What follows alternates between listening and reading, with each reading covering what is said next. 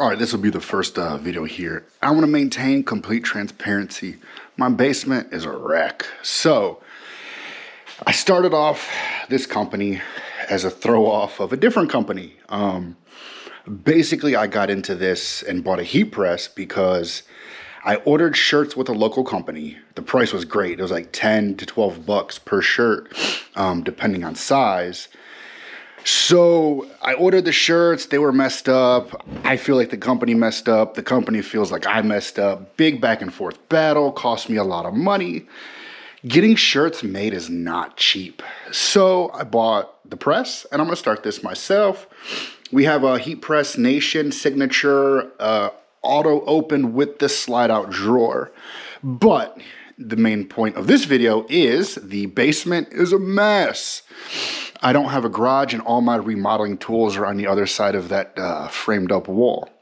Also, this table is a plywood table and it grips everything. Like, you can't do anything with it. Anytime I activate the drawer, the drawer back and forth, I have to pick up the shirt completely because it won't glide across the table. Also, if I'm making videos down here in the per se studio, you don't want to see that nasty wall. So what I'm going to do is I'm going to take this piece of plywood here, hang it up on the back wall. I got this smooth piece of paneling over here, and I'm going to glue the paneling to the table. That way I can fold shirts and move shirts around without a big deal. So that's what's going to happen.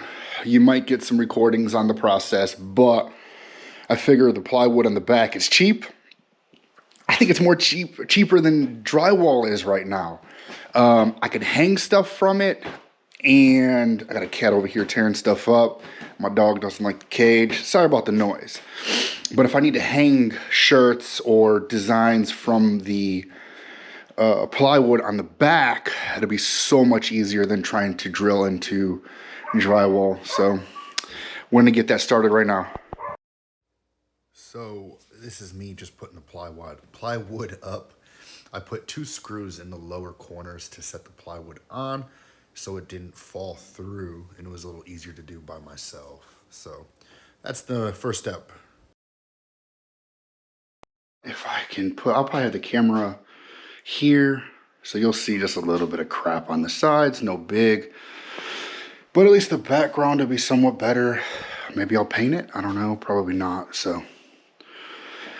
A little bit better, just quickly tacked it up to the wall, and that's what we're gonna work with for now.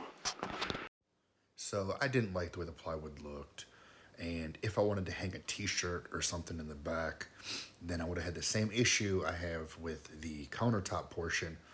It would just tear into the material, and well, the white looks better. If I want to put stickers or any kind of banners on the back, it would definitely look a lot better with this white material here that you see me putting up. I just used some screws. So I'm going to start putting the countertop portion on. I use some kind of heavy duty glue in the very big tubes. And then I got a cheap disposable tool from like the tile department at Lowe's. That way I can smooth all the glue out and make it to where I didn't have big air bubbles. You can see my big butt up there trying to smush it down. So here's what we ended with.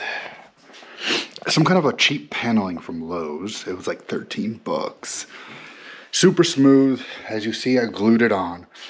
I was gonna go with just plywood on the back wall, but I got the same paneling as the countertop, whatever this is. Same paneling basically from Lowe's, but in white. I think the white one was $20. The brown was $13. I figured it'd give me a little bit more lighting. Hopefully some of that white would give some reflection. And I think it looks just a little bit better. So that's the beginning, boys and girls.